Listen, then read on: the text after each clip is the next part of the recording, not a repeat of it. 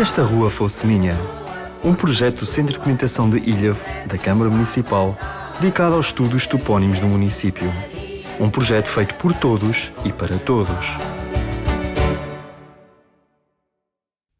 Neste programa, vamos ouvir os testemunhos de António Bizarro, Alcina Sacramento, Conceição Ferreira, Ernestina Marnoto e ainda Isabel Verdade, Margarida São Marcos, Rosa Silvia Capote e José Sacramento, que nos vão falar sobre a Rua de Santo António, localizada na freguesia de São Salvador.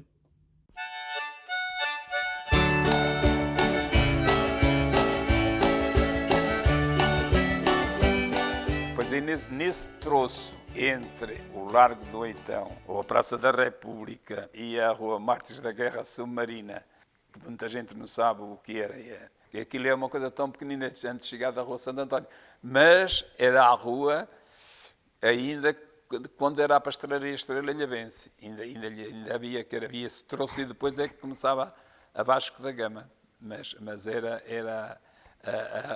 era um bocadinho pequeno, era praticamente logo a seguir à Praça da República, a Rua Mártires da Guerra Submarina, e depois é a Rua Santo António que vem até a Rua Vasco da Gama. Depois era a Vasco da Gama ali a começar da ladeira, por aí assim. Então havia a loja da Tricana, que era do Sr. Silvério qualquer coisa, que era uma loja de fazendas nessa altura, e havia o Talho Alberto, e havia depois na quina, onde agora, depois do beco, uma taberna de um sujeito, vocês se chamavam Catrapoilo, que era nessa altura.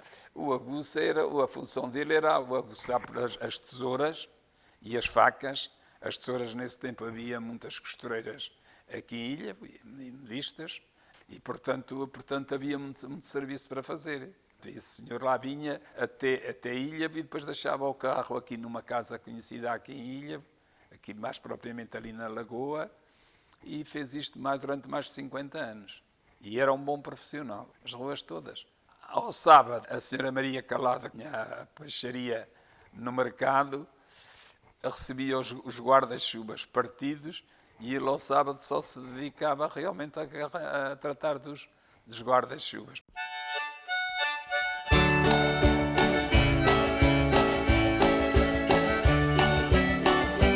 À entrada do mercado, as padeiras estavam todas naquele canto. O lugar da minha mãe era o primeiro e eu ainda era garotita, ia para lá às vezes.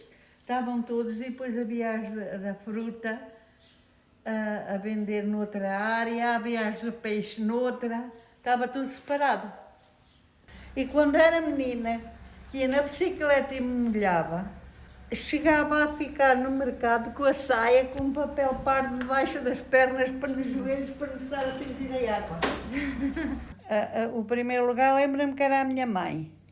Era a senhora Rosa, chamavam-la Rosa Rendida. Era a São Cartaxa. Era quem era mais? Que eu já vos falei, a senhora Maria Santa. E ainda era outra, era a Laurinda Gaga, que era aquela lá de baixo. E cada uma botava um canastro à frente e vendiam ali o pão, sentadas num banco assim baixinho, comprido. E a minha mãe ia, e eu quando já maiorzinha, às vezes a minha mãe ia distribuir e eu ficava ali sentada. Lembro-me muito bem, lembro-me da senhora Aurora da fruta, a senhora Messias, o senhor Manel, que era o das sanhas, e também me lembro do senhor Manel Pitato, que era um senhor e que tinha uma perna assim, andava com umas coisas, a modo como umas canadianas, ou não sei. Ainda me lembro dessa gente toda, lembro-me da Maria Malha Peixeira, lembro-me de uma também dali da Alqueidão, que era a senhora a Galanta, que vendia hortaliça. Maria Galante e essas. Ia lá muita gente conhecida vender ao mercado. Era para lá a gentinha, todas com aqueles aventaizinhos, as peixeiras de uma maneira, as da fruta já mais alinhadas, as do pão de outra maneira. E a minha mãe, ainda me lembro, as outras também, mas a minha mãe Parece que ainda estou a vê-la com aqueles aventais, com aqueles folhos aqui por cima. Era toda airosa.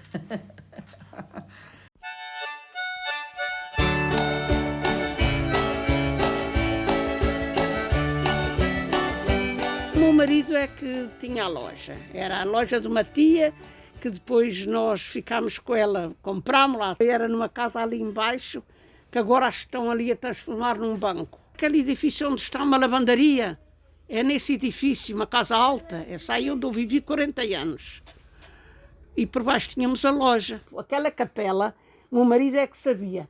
Diz que foi demolida em 1912 para fazerem aquele mercado, que é nesta rua ali. Que este era um mercado bonito, que é ali no mesmo sítio onde esteve o bispo ali. Claro. Este mercado era muito bonito.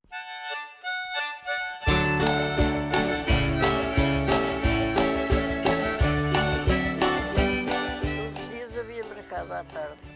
Lembro-me muito bem, estarem a pregoar o peixe. O mercado tinha tudo, mas a parte do peixe era assim vendida. 22, 23, 24, outra oferecia 25, outra oferecia 26. Era uma espécie de leilão. A senhora chamava-se Paciência, a senhora que vendia o peixe. E havia lá um posto da guarda fiscal, no sítio do mercado. O meu sogro era lá a guarda. Faziam lá os bailes de São João dentro do mercado. Era a música, um corrito com música e as pessoas a dançar. Eu dancei lá muito.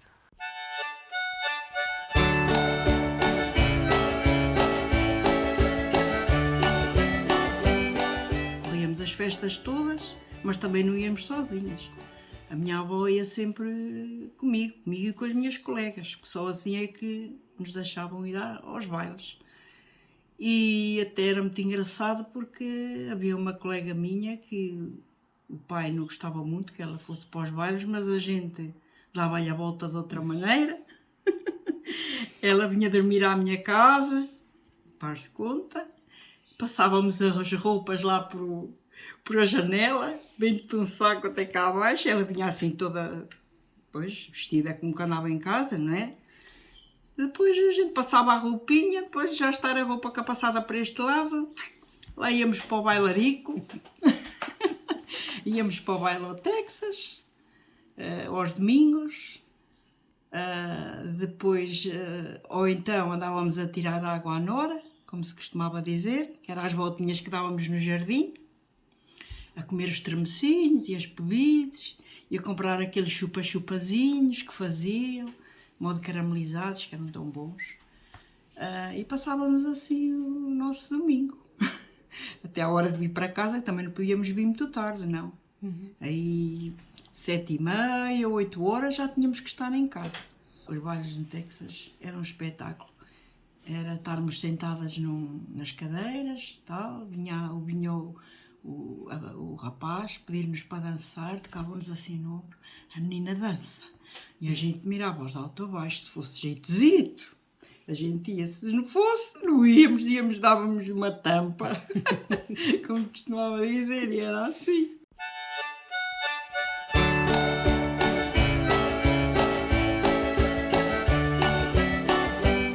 Às vezes vinhamos era a Santos ou à Concha, lanchar.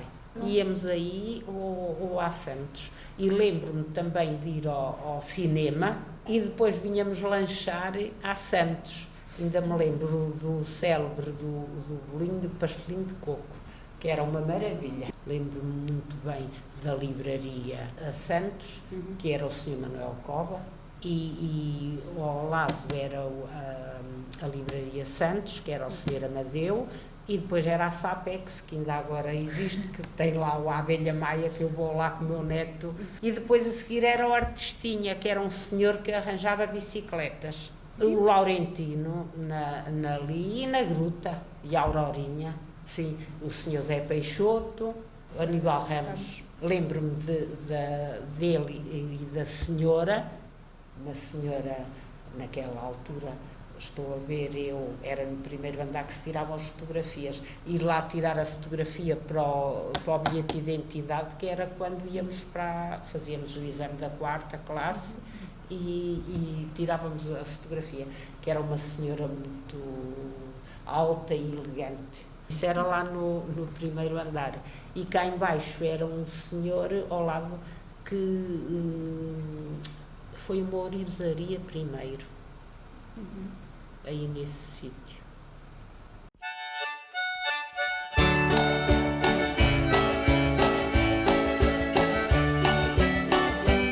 Convém falar aqui também, que isto está na memória de todos os ilhavenses, sobretudo da minha idade, chamam-se duas coisas. O baile do Texas, já ainda devem ter falado, e o baile da Vista Alegre, do Sporting da Vista Alegre. Eram dois bailes de carnaval, toda a gente brincava ao carnaval.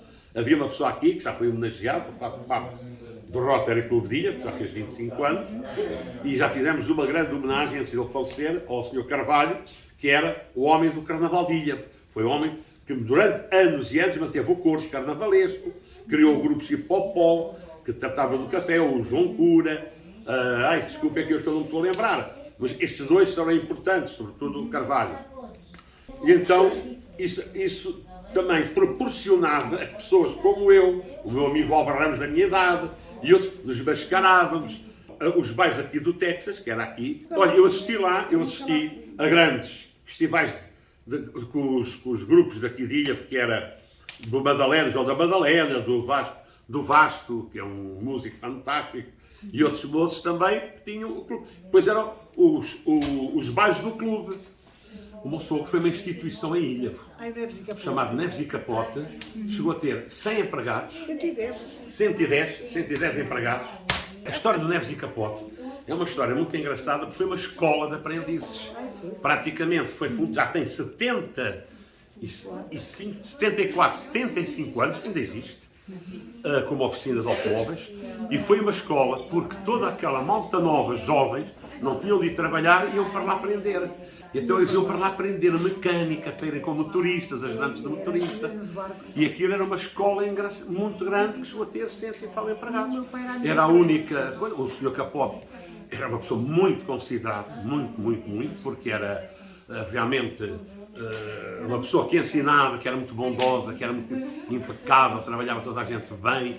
Pronto, era uma pessoa também muito altruísta, ajudava muito os empregados, tinham alguns problemas. A minha mulher trabalhou lá 40 anos, a minha nora, o meu cunhado, o meu cunhado mais novo, a minha cunhada, desculpa, o meu cunhado neste momento, o Jorge Capote, ainda está lá como engenheiro mecânico a trabalhar ainda na empresa. Sabe o que é que havia? Como é que se chamava aquele alfaiate onde eu fiz aqui muitos lá? Que era aqui mesmo ao lado do Texas. O Narcindo Barreirinha Vagos. Era o alfaiate de Ilha. Há muitos anos, eu era miúdo, era o único alfaiate praticamente que havia aqui. E havia aqui o Sr. Loureiro, que era em frente a ele praticamente, aqui ao Neves e Capote, também era alfaiate, e mais nada.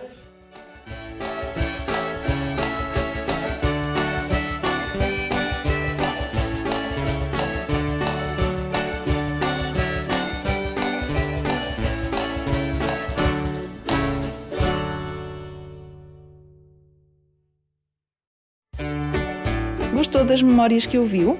Partilhe também um testemunho sobre a sua rua. Conte-nos algumas curiosidades e tradições. Traga-nos fotos antigas. Para tal, contacte o Centro de Documentação de Ilhavo ligando para o número 234 092 496 ou envie-nos uma mensagem para cdi@cm-ilhavo.pt. Contacte-nos e iremos ao seu encontro para fazer a recolha do seu testemunho. Com o projeto Se Esta Rua Fosse Minha, oferecemos o passado como um presente para o futuro da nossa terra.